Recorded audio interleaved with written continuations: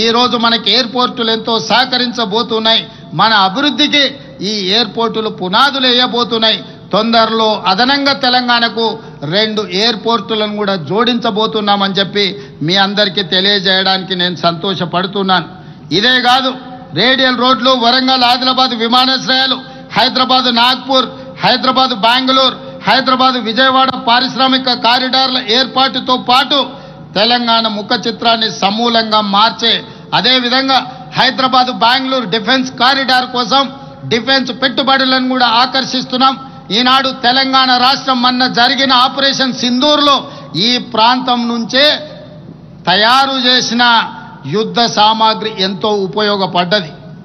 ఈరోజు డిఫెన్స్ కారిడార్ను ఈ ప్రాంతంలో హైదరాబాద్ బెంగళూరు హైవే ప్రాంతంలో ఏర్పాటు చేసి రేపటి భవిష్యత్తులో దేశ భద్రతలో తెలంగాణ ప్రాంతం కీలకమైన పాత్రను పోషించబోతుందని నేను మీకు తెలియజేయడానికి ఎంతో సంతోషిస్తున్నాను.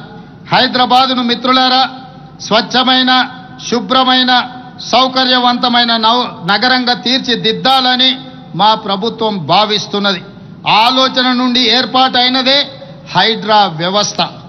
మీ అందరికీ తెలుసు, 1908లో వచ్చిన భారీ వరదలు ఆనాడు వేలాది మంది ప్రాణాలను బలిగొన్నది. ఈ భాగ్య నగరాన్ని ఈ వరదలు ముంచెత్తుతే ఆనాటి నిజాం ప్రభువులు ఈ బాధను, ఈ ఉపద్రవాన్ని వారిని కలిచివేశాయి, కదిలించి వేశాయి. అందుకే నిజాం ప్రభుత్వం ఆనాడు మోక్షగుండం విశ్వేశ్వరయ్యను సాంకేతిక నిపుణుడిగా నియమించి ఈరోజు మూసీ ప్రాజెక్టు మీద ఉస్మాన్ సాగర్, హిమాయత్ సాగర్తో పాటు మిరాలం ట్యాంక్ లాంటి ప్రాజెక్టులను నిర్మించి వరదలను నియంత్రించి హైదరాబాదు నగరాన్ని కాపాడడమే కాదు, హైదరాబాదు నగరం యొక్క తాగునీటి దాహార్తిని తీర్చి గొప్ప పునాదులు ఆనాడు నిజాం సర్కార్ వేయడం జరిగింది. మరి ఈరోజు ఇప్పుడు వస్తున్న వరదలు మీరు చూస్తున్నారు. వర్షాలు, క్లౌడ్ బస్ట్ వల్ల నగరంలో వర్షాలు, ఈరోజు ఎక్కడైతే చెరువులు, నాలాలు మనం ఆక్రమించుకున్నామో అక్కడికి వెళ్లాల్సిన వరద నీరు ఈరోజు మన కాలనీలలోకి, మన ఇళ్లలోకి, మన రోడ్ల మీదకి వస్తున్నది. మరి ఈ ఉపద్రవాన్ని ఎదుర్కోవాల్సిన అవసరం లేదా? చెన్నై, బెంగళూరు నగరాలను, ముంబై నగరాలను మీరు అందరు చూసిండ్రు. ఈరోజు అతలాకుతలం అయిపోయినాయి. ఢిల్లీ నగరాన్ని చూసిండ్రు. దేశ రాజధాని కాలుష్యానికి లోనై పాఠశాలల నుంచి పార్లమెంట్ వరకు ఈరోజు సెలవులు ప్రకటించుకునే పరిస్థితి వచ్చింది. వాహనాలు రోడ్డు మీదకి రావాలంటే ఢిల్లీలో అనుమతులు తీసుకొని రోడ్ల మీదకి రావాలి. ఈరోజు పెద్ద నగరాలుగా పేరు పొందిన ఢిల్లీ కావచ్చు, ముంబై కావచ్చు, బెంగళూరు కావచ్చు, చెన్నై కావచ్చు, ఈ నగరాలు ఎదుర్కొంటున్న సమస్యల నుంచి తెలంగాణ రాష్ట్రం, హైదరాబాదు నగరం పాఠాలు నేర్చుకోవాల్సిన అవసరం ఉన్నది. అందుకే ఈరోజు అలాంటి సమస్యల నుంచి బయటికి రావాలి అంటే చెరువుల ఆక్రమణలు తొలగించాలి, నాలాల ఆక్రమణలను అడ్డు తొలగించుకోవాలి. ఇవాళ చెరువుల, నాలాలను కబ్జాల నుంచి విముక్తి చేస్తే ఈరోజు రోడ్ల మీద నిలుస్తున్న నీరు అక్కడికి వెళ్తుంది. తద్వారా ట్రాఫిక్ జామ్ల సమస్యను, హైదరాబాదు నగరాన్ని కాలుష్యం నుంచి కాపాడడానికి ఈరోజు మనకు అవకాశం ఉంటుంది. అందుకే హైడ్రా ఈరోజు అత్యంత ప్రజల సమస్యల పరిష్కారానికి ముందుకు వెళ్తుంది. వారి పనిని మనందరం కూడా ప్రోత్సహించాల్సిన అవసరం ఉంది. అదేవిధంగా మిత్రులారా, గత ప్రభుత్వంలో భూములు, చెరువులు, నాలాలు కబ్జాకు గురైతే మనకెందుకులే అన్న ఆలోచన, భావన ఉండేది. నమ్మకం కలిగించే వ్యవస్థ లేకపోవడంతో మనం మౌనంగా ఉండే వాళ్ళం. ఈ నేపథ్యంలో హైడ్రా నమ్మకాన్ని కలిగించింది. ఇటీవల ప్రత్యేక పోలీస్ స్టేషన్ కూడా ఏర్పాటు చేశాం. ఇప్పటి వరకు హైడ్రా 13 పార్కులు, 20 సరస్సులను ఆక్రమణల నుంచి రక్షించింది. అంబర్పేటలోని బతుకమ్మ కుంటను పునరుద్ధరించింది. 30,000 కోట్ల రూపాయల విలువైన ప్రభుత్వ భూములను కాపాడింది. ఈరోజు సామాన్య ప్రజలకు హైడ్రా ఒక నమ్మకాన్ని, విశ్వాసాన్ని కలిగించింది. అదేవిధంగా మిత్రులారా, రాజకీయ ప్రయోజనాల కోసం ప్రతిపక్షాలు కొంతమంది దీని ఒక బూచిగా చూపించి భయపెట్టే ప్రయత్నం చేస్తుండ్రు. వీటన్నిటిని కూడా ప్రజల్ని గమనించాల్సిందిగా నేను కోరుకుంటున్నాను. అందుకే ఈరోజు మనం మంచి పనులతో ముందుకు వెళ్ళాలి. మన నగరాన్ని గొప్ప అభివృద్ధి చెందిన నగరంగా మనం ముందుకు తీసుకెళ్లడానికి మీ సహకారాన్ని ఆశిస్తున్నాం. అదేవిధంగా మిత్రులారా, young India skills university, young India sports university, young India police school ఈరోజు నిరంతరం ప్రజలు ప్రశాంతంగా ఈరోజు నిద్రపోగలుగుతున్నారు గుండెల మీద చేతులు పెట్టుకొని అనంటే మన పోలీసులు అందిస్తున్న విశిష్ట సేవలు. అందుకే ఈరోజు నిరంతరం రోజుకి 24 గంటలు సంవత్సరానికి 365 రోజులు ప్రజల సేవలో నిమగ్నమైన పోలీసులు వాళ్ళ పిల్లల పట్ల చదువుల శ్రద్ధ వహించడానికి సమయం దొరకడం లేదు. అందుకే ఈరోజు ఆలోచన చేసి ఈరోజు మనం మంచిరేవుల ప్రాంతంలో 50 ఎకరాలలో యంగ్ ఇండియా పోలీస్ స్కూల్ని ఈరోజు ప్రారంభించుకున్నాం. ప్రజల సేవలు అందిస్తున్న ఆ సిబ్బందికి వాళ్ళ పిల్లల కోసం నాణ్యమైన ప్రమాణాలతో కూడుకున్న విద్యను అందించాలని ఈరోజు ప్రత్యేకంగా వాళ్ళకు ఒక ప్లే స్కూల్ని, ఒక సైనిక్ స్కూల్ని ఎంత గర్వంగా సైనికులు చెప్పుకుంటారో పోలీసులు కూడా వాళ్ళ సిబ్బంది మాది పోలీస్ స్కూల్, మా పిల్లలు చదువుకున్నారు, ఐఏఎస్లు, ఐపీఎస్లు, డాక్టర్లు, లాయర్లు అని చెప్పుకునే విధంగా ఈరోజు ప్రారంభించడం జరిగింది. మనకున్న స్కిల్స్ మన దగ్గర ప్రతి సంవత్సరం 1,10,000 మంది ఇంజనీరింగ్ గ్రాడ్యుయేట్లు పాస్ అవుతున్నారు.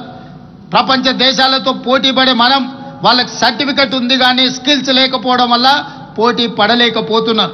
ఆ సమస్యను పరిష్కరించడానికి యంగ్ ఇండియా స్కిల్స్ యూనివర్సిటీని ప్రారంభించుకున్నాం. ఈ సాంకేతిక నైపుణ్యాన్ని పెంచడం ద్వారా ప్రపంచ దిగ్గజాలైన కంపెనీలలో లక్షలాది మన వాళ్ళ ఉద్యోగ అవకాశాల కోసం ఈరోజు మనం యంగ్ ఇండియా స్కిల్స్ యూనివర్సిటీని ప్రారంభించుకున్నాం. అదేవిధంగా యంగ్ ఇండియా స్పోర్ట్స్ యూనివర్సిటీ మొన్న జరిగిన ఒలింపిక్స్లో మీరందరూ చూసిండ్రు. 140 కోట్ల జనాభా ఉన్న భారతదేశానికి ఒక్క గోల్డ్ మెడల్ కూడా రాలేదు. సౌత్ కొరియా ఒక చిన్న దేశం 32 మెడల్స్ సాధించడమే కాదు, ఒకే ఒక అమ్మాయి సౌత్ కొరియన్ స్పోర్ట్స్ యూనివర్సిటీలో 3 గోల్డ్ మెడల్స్ సాధించింది. నేను ఆ దేశ పర్యటనకి వెళ్ళినప్పుడు ఆ స్పోర్ట్స్ యూనివర్సిటీకి వెళ్తే ఆ అమ్మాయితో పరిచయం చేసిండ్రు వాళ్ళు మేనేజ్మెంట్. నాకు ఆశ్చర్యం కలిగింది. ఒక చిన్న దేశం 32 గోల్డ్ మెడల్స్ సాధిస్తే 140 కోట్ల జనాభా ఉన్న మనం ఒక్క మెడల్ కూడా సాధించలేదు.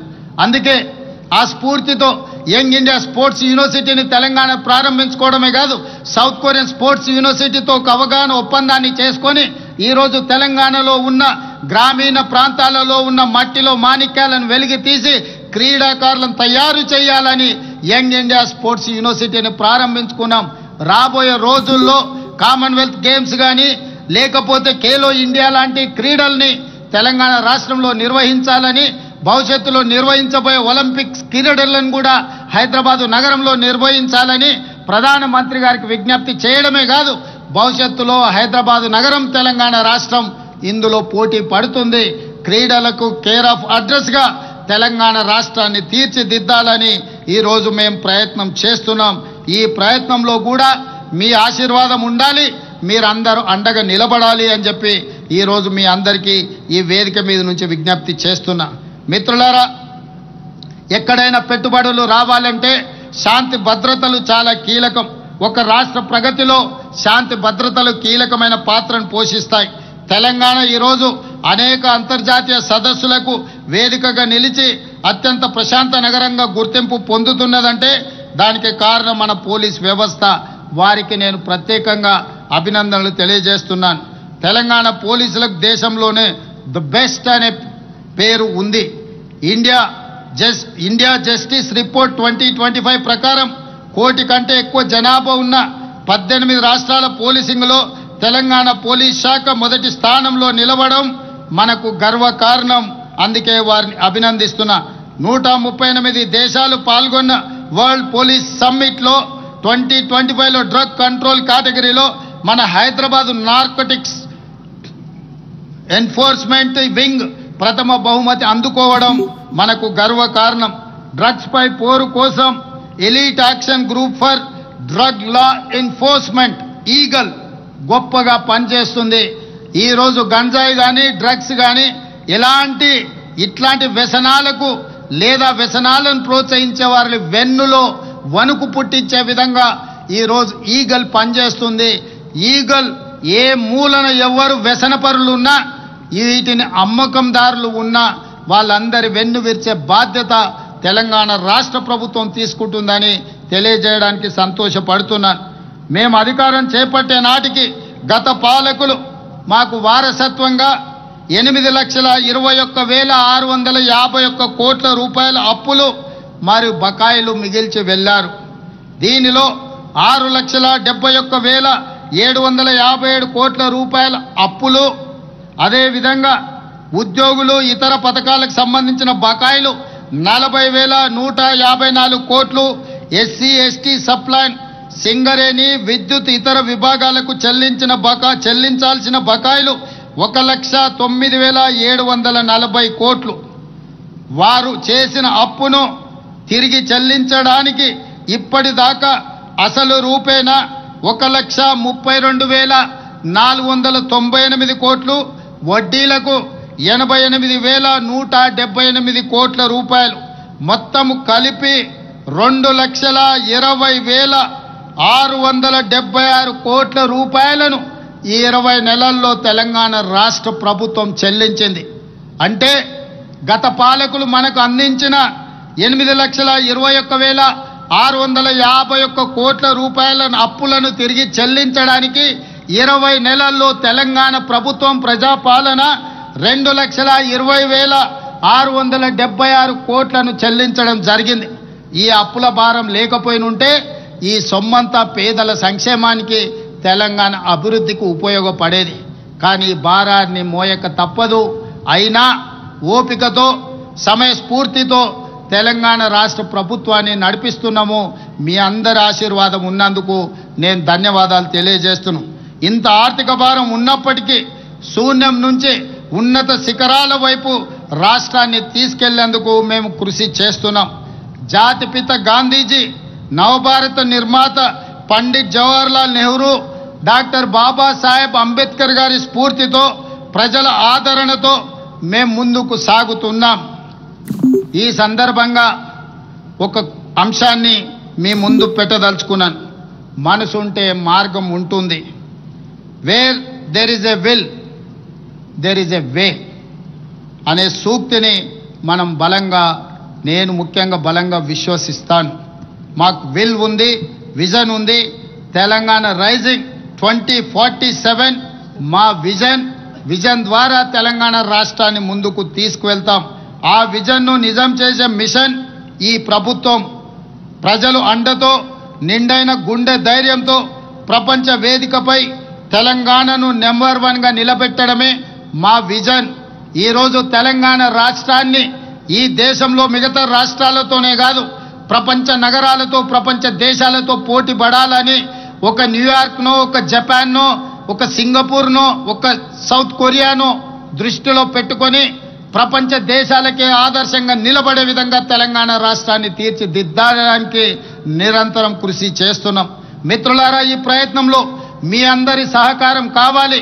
మీ అందరి సహకారంతో కుట్రలను తిప్పి కొడతాం. రాష్ట్ర కేంద్ర ప్రభుత్వాల మధ్యలో సమన్వయం చేసుకొని రాష్ట్రానికి రావాల్సిన నిధులను, అనుమతులను సాధించుకొని బలమైన రాష్ట్రంగా తెలంగాణని పునరుద్ధరించి పునర్నిర్మించి ప్రపంచానికి ఆదర్శంగా తీర్చిదిద్ది తెలంగాణ రాష్ట్రాన్ని ముందుకు తీసుకువెళ్తాం. తెలంగాణ అంటే ఈరోజు తెలంగాణ మీన్స్ బిజినెస్. తెలంగాణలో ఎవరైనా పెట్టుబడులు పెట్టొచ్చు. మీ పెట్టుబడులకు రక్షణనే కాదు, మీ పెట్టుబడులకు లాభము ఉంటుంది. తెలంగాణలో పెట్టుబడులను ఆకర్షించడం ద్వారా, పరిశ్రమలను నెలకొల్పడం ద్వారా, డ్రై పోర్టులను ఏర్పాటు చేయడం ద్వారా, నేషనల్ హైవేస్ను అభివృద్ధి చేయడం ద్వారా హైదరాబాదు నగరం నుంచి, ముఖ్యంగా ఫ్యూచర్ సిటీ నుంచి, అమరావతి నుంచి, అదే విధంగా బందర్ పోర్టు వరకు నేషనల్ గ్రీన్ఫీల్డ్ హైవేస్తో పాటు రైల్వే లైన్లను వేయించడం ద్వారా ఈరోజు ల్యాండ్ లాక్ స్టేట్గా ఉన్న తెలంగాణకు పోర్టులు లేవు. అందుకే బందర్ పోర్టుకి డెడికేటెడ్ నేషనల్ హైవేస్ కాకుండా రైల్వే లైన్లను కూడా సాధించడం ద్వారా, regional ring road, regional ring rail ద్వారా, రేడియల్ రోడ్ల ద్వారా, అంతర్జాతీయ ఎయిర్పోర్ట్ల ద్వారా తెలంగాణ రాష్ట్రాన్ని ఒక అద్భుతమైన రాష్ట్రంగా తీర్చిదిద్దడానికి ఈరోజు ప్రణాళికలు సిద్ధం చేస్తున్నాం. నిరంతరం కష్టపడుతున్నాం. మధ్యలో కొంతమంది అపోలు సృష్టించిన తెలంగాణ ప్రజల ఆశీర్వాదంతో ఈ కుట్రలను ఛేదిస్తాం. ఈ 15 ఆగస్టును ఒక వేదికగా తీసుకొని మనందరం ఈరోజు ఒట్టేసి బయలుదేరుతాం. తెలంగాణను దేశానికి ఆదర్శంగా నిలబడదాం. మీరందరూ సహకరిస్తున్నందుకు మీకందరికీ ధన్యవాదాలు తెలియజేస్తూ మీ అందరి దగ్గర సెలవు తీసుకుంటున్నాను. జై హింద్, జై భారత్, జై Telangana. Thank you, Honorable Chief Minister, sir. The foundation for today's India was laid back in 1947 by the first Prime Minister of India. The vision for IITs, IIMs, steel industry, space research, science and technology was laid in 1947 by the first Prime Minister. ప్రజా పాలనా ప్రభుత్వం ప్రజాస్వామ్య సునేత్రం ముఖ్యమంత్రి నేతృత్వం ప్రేమలోన మాతృత్వం బాధ్యతలో భ్రాతృత్వం హైదరాబాద్ సికింద్రాబాద్ సైబరాబాద్